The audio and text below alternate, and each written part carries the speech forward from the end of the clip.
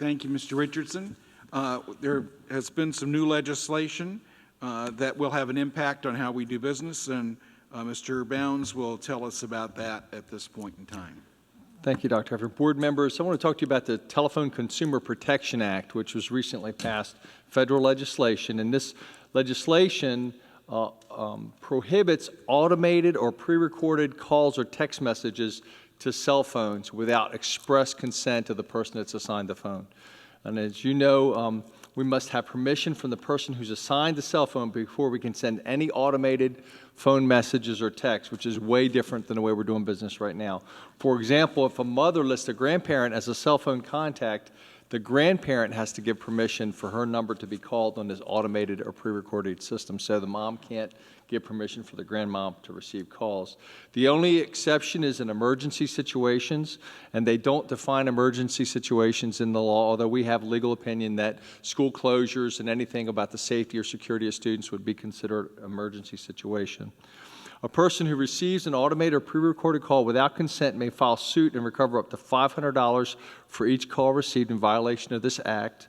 And the Federal Communication Commission may also impose a penalty of up to $16,000 per violation. So you can see that there's some meat behind this, and we really want to make sure that we do this right in District 5.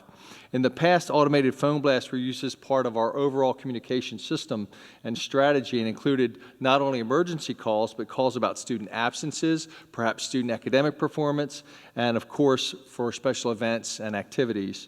So the district reacted really quickly with guidance from one of our attorneys.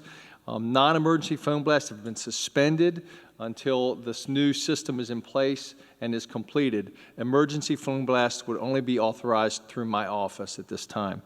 And we're going to be very prudent about this to make sure we follow this new law. A form was created for parents and guardians to complete and has space for the specific person assigned the phone to sign permissions and meet that criteria of explicit consent before that phone call that phone number is used. The parents also may revoke consent at any time. So once their number's in the system, if they get these phone blasts and feel like they don't want to get them in the future, they can revoke consent at any time by contacting the registrar. Schools have made maximum use of email blasts, which are still fine. So we actually worked through this pretty well, and parents, instead of getting the phone blast, we're getting email blast. And we're very fortunate this past year that we started a system called Peach Jar, an online flyer distribution system where every parent can get a flyer via Peach Jar, and we've used that system quite well. And where necessary, schools made person-to-person phone calls this year, and I think the schools reacted really well. The form was given to parents during registration, and I think we're going to be in good shape. Once we have these forms, we're working with our PowerSchool system. We're going to create a specific cell in PowerSchool called TCPA contact number. Those numbers will be put into that system, and only those numbers will be called for phone blast. And so we'll be fully compliant with the law. One little wrinkle is there's an app called Remind that many teachers use, and it's a system where they can remind parents about upcoming homework and those kinds of things. The way that app works is parents actually have to go in and register their phone number, and once they register, then they can begin receiving those automated messages from the teacher, and we're getting legal opinion on whether or not that meets the threshold for TCPA or not. We believe it does, but I wanted an actual opinion to make sure before we move forward we allow that to happen.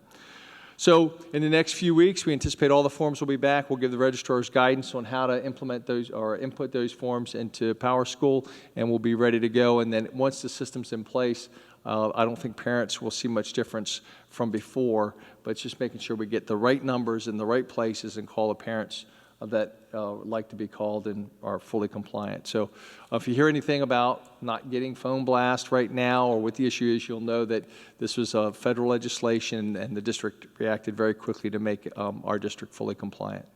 I'll entertain any questions you have. Thank you, Mr. Bounds.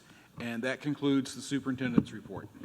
Thank you, Dr. Hefner. And that will bring us to item number 12. We had no one to sign up under 11 for public participation. So on item 12,